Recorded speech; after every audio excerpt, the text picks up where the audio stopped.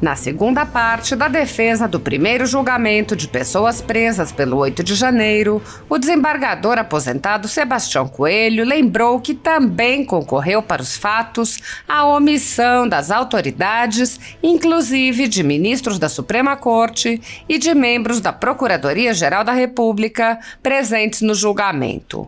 Sebastião Coelho lembrou que os acampamentos de cidadãos nas proximidades de quartéis de todo o Brasil estavam autorizados pelas autoridades. Ele disse: senhores ministros, os acampamentos em Brasília e no Brasil todo, todas aquelas pessoas que participaram, inclusive os que aqui estão denunciados, receberam a anuência tácita dos poderes da República. Todos. O desembargador aposentado lembrou a responsabilidade do comandante do Comando Militar do Planalto, General Dutra, dos comandantes das 3 Forças Armadas, dos chefes dos poderes, dos ministros de Lula, Flávio Dino e José Múcio, do relator do inquérito, ministro Alexandre de Moraes, e do Ministério Público, entre outros.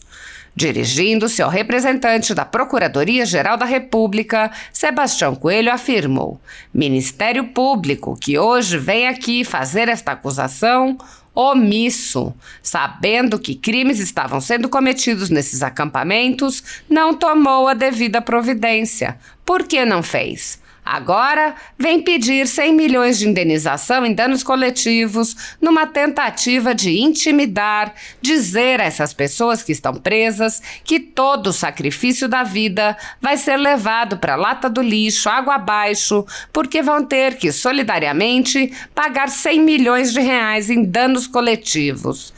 Qual a coletividade que foi prejudicada? Qual lado foi prejudicado? É um lado que foi prejudicado? É isso que nós temos aqui? Falando diretamente ao ministro Alexandre de Moraes, Coelho lembrou a quantidade de providências que ele já tomou nos inquéritos secretos que conduz e perguntou: por que Sua Excelência não tomou também uma providência contra todos aqueles criminosos da organização criminosa que está relatada aqui? Responsabilidade de quem deveria agir. Sebastião Coelho afirmou: me causa indignação o que está acontecendo neste país. Como cidadão que sou, cada um deve ter o que é seu. O patrimônio construído por cada um é seu. Trabalhou, construiu, é seu. Mas eu não posso pagar por aquilo que eu não fiz. Vossas Excelências foram advogados aqui. Ministro Cristiano Zanin, que aqui dessa tribuna muito bem defendeu o senhor Luiz Inácio Lula da Silva, que não era presidente à época. Defendeu muito bem porque ele queria o que era de direito para o cliente dele. Porque cada um tem que ter o que é seu, seja para agregar ou para retirar do âmbito de sua esfera de patrimônio ou de sua esfera moral. O desembargador aposentado explicou que as pessoas que estão sendo levadas a julgamento em uma corte ilegítima estão sofrendo duríssimas restrições, com tornozeleiras eletrônicas e limitações que as impedem até mesmo de se sustentar. Ele disse: pessoas que perderam emprego, pessoas que perderam a vida, familiares enfermos. Tudo por conta dessas ações. O Ministério Público, ao oferecer a denúncia, poderia ter oferecido a todas essas pessoas o acordo de não persecução penal. O fez? Não. Não teriam ficado aquelas pessoas todas presas. Ele prosseguiu: agora, quando o Ministério Público vê que não tem prova contra essas pessoas, vem pedir ao relator que ofereça o acordo. Se eu fosse advogado de qualquer um deles, eu diria: não aceite. É indigno você confessar aquilo que não fez para obter um benefício.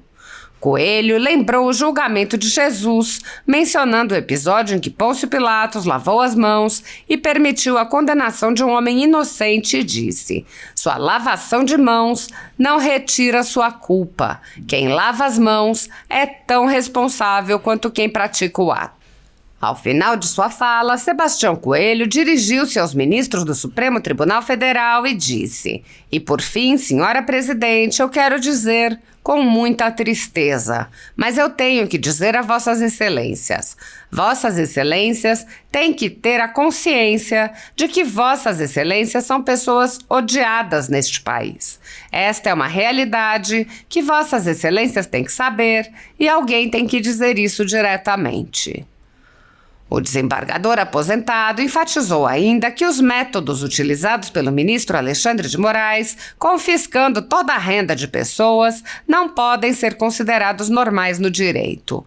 Referindo-se aos policiais militares presos, Coelho disse: "Presos e sem salário. Isso é tirar o salário de um homem, senhor ministro Alexandre de Moraes, sem que haja uma condenação.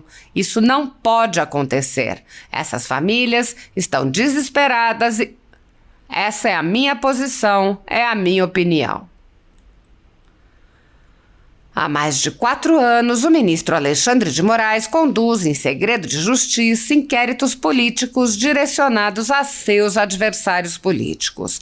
Em uma espécie de parceria com a velha imprensa, matérias, reportagens e relatórios são admitidos como prova sem questionamento, substituindo a ação do Ministério Público e substituindo os próprios fatos, e servem como base para medidas abusivas que incluem prisões políticas, buscas e apreensões, bloqueio de contas, censura de veículos de imprensa, censura de cidadãos e de parlamentares, bloqueio de redes sociais, entre muitas outras medidas cautelares inventadas pelo ministro.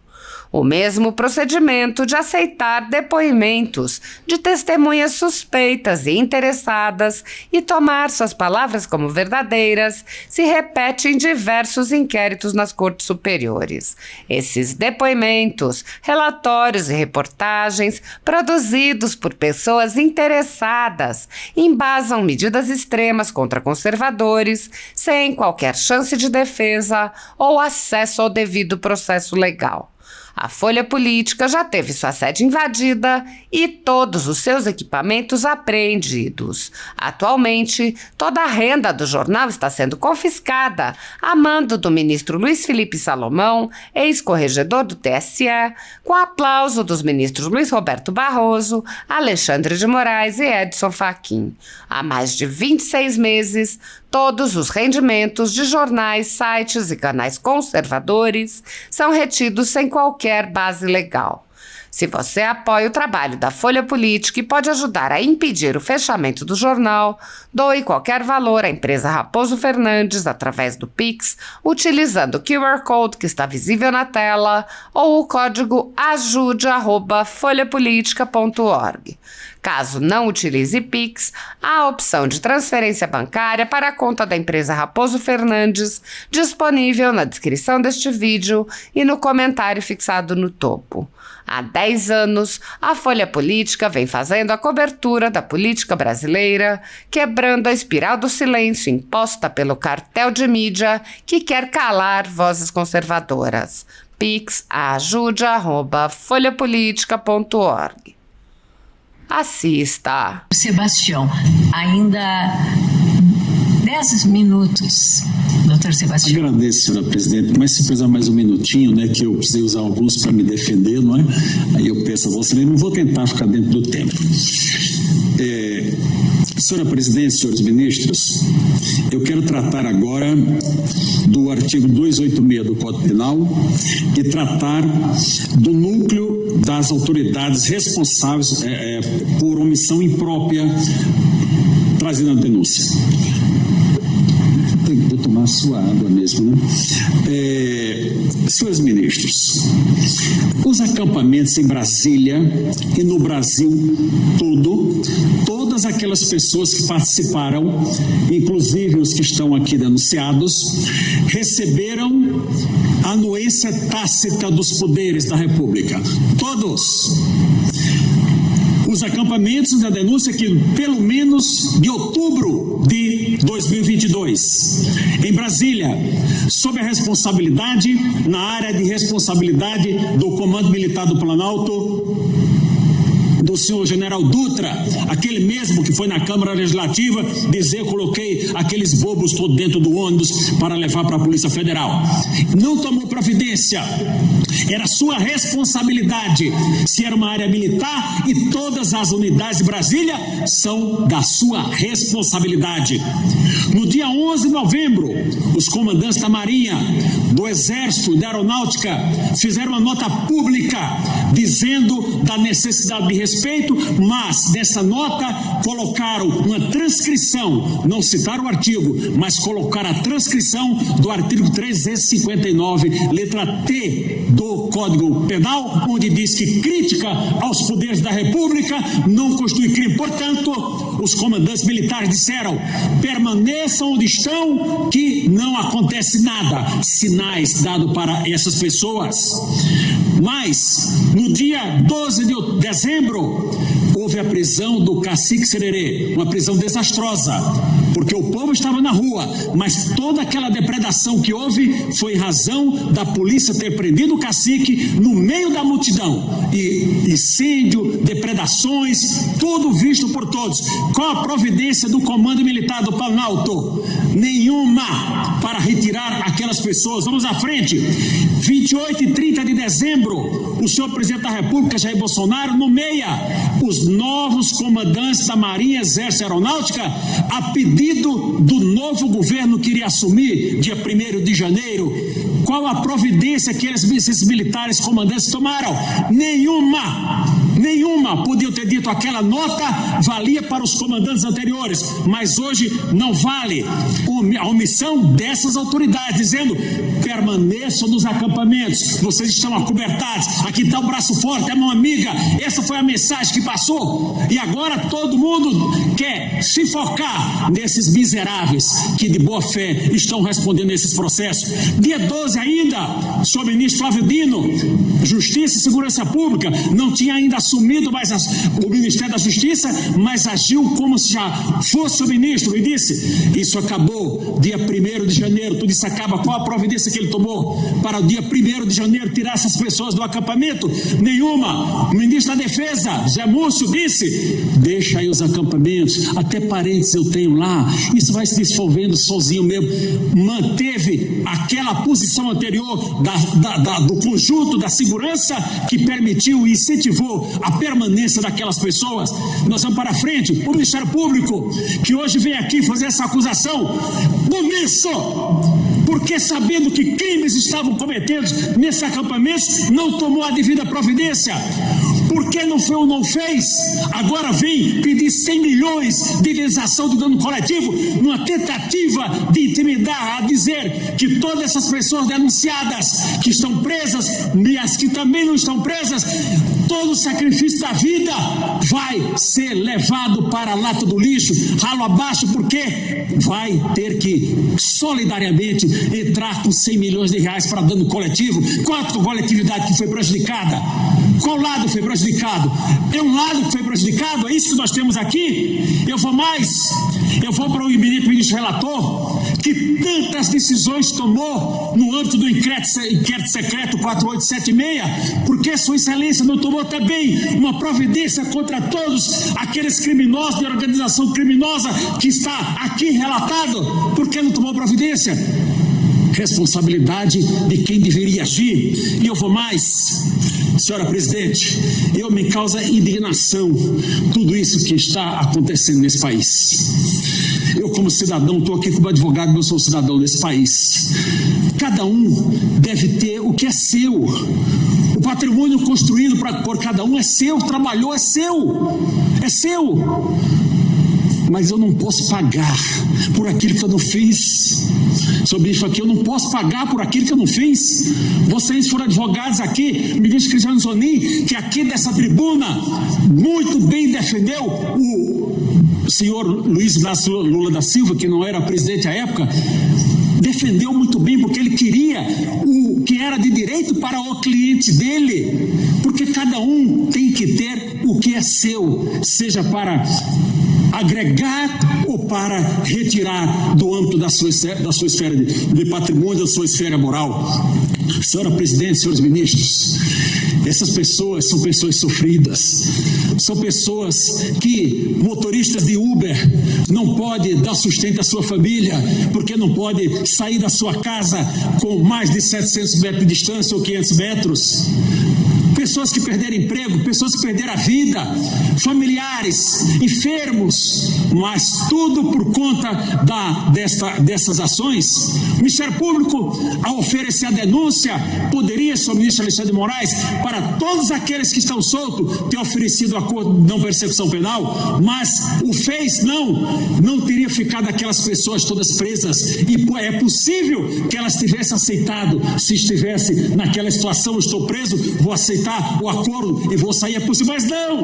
Agora, quando o Ministério Público vê que não tem prova contra essas pessoas, vem oferecer, pedir ao relator que entregue, que ofereça o acordo de não persecução. Se eu fosse advogado de qualquer um deles, eu diria: não aceite, não aceite. É indigno você confessar aquilo que não fez para obter um benefício. Eu jamais confessarei na minha vida alguma coisa que eu não fiz, a não ser sobre... Nunca fui nem física nem psicologicamente. Não sei como é. Talvez, senhor ministro Alexandre de Moraes, eu confesso alguma coisa, mas fora disso ninguém vai dizer que eu vou confessar o que eu fiz sem eu ter feito. E nenhum brasileiro de honra, de vergonha na cara, pode confessar aquilo que não fez para se livrar de um processo. É melhor sofrer as dores da não confissão do que a vergonha de confessar aquilo que não fez. Senhores ministros, senhoras ministras, eu quero dizer a Vossas Excelências, e eu vou terminar dentro do tempo, senhora presidente, que há mais de 2.000 homens, um homem chamado Jesus, foi perante o tribunal, foi perante Pilatos. O poder político da época, os sacerdotes da época, levaram perante Pilatos, e ele disse: não vejo crime algum nesse homem, não vejo crime algum. Mas manda para o tetrarca, para Herodes, o tetrarca da Galileia. O que é que você acha? Ele mandou de volta: não vejo crime algum. Homem, tu és o rei, tu és rei, tu dizes. E ele volta a dizer por 3 vezes: não vejo crime algum nesse homem. Mas ainda assim ele condena Jesus, sabendo que ele não era culpado, mas ainda assim condenou. Lavou as suas mãos, mas a sua mão não tira a sua lavação de mão não tira a sua culpa. A culpa que ele teve não retira pelo fato de ter lavado as mãos. Não, quem lava as mãos é tão responsável como quem pratica o ato. É tão responsável quanto quem pratica o ato. E por fim, senhora presidente, eu quero dizer com muita tristeza, mas eu tenho que dizer a Vossas Excelências, porque eu não sou homem de falar e depois dizer que não disse, que não é aquilo. Nessas bancadas aqui, nesses 2 lados, senhores ministros, estão as pessoas mais odiadas desse país.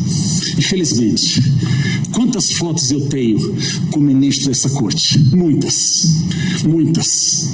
Não vi no enterro, no velório de Sepúlveda Pertence, a pessoa que eu amava muito, para não dizer que eu estava afrontando essa corte. Mas vocês têm que ter a consciência que vocês são pessoas odiadas desse país. Essa é uma realidade que vocês têm que saber, e alguém tem que dizer isso diretamente. E finalmente eu quero manifestar o meu respeito e a minha solidariedade à Polícia Militar do Distrito Federal, que está sendo colocada como responsável por aquilo que não é, e a meu respeito e a minha solidariedade a todos os oficiais que estão da Polícia Militar do Distrito Federal, que estão presos, alguns meus ex-alunos da Academia da Polícia Militar, presos e sem salário. Isso é tirar o salário de um homem, senhor ministro Alexandre de Moraes, sem que haja uma condenação. Isso não pode acontecer. Essas famílias estão desesperadas e tomadas. Essa é a minha posição, é a minha opinião. E eu digo, e finalmente, para concluir, eu peço que esse tribunal declare a incompetência desse juiz para o julgamento e não fazendo julgue improcedente a ação em sua totalidade. Muito obrigado, senhora presidente. Agradeço.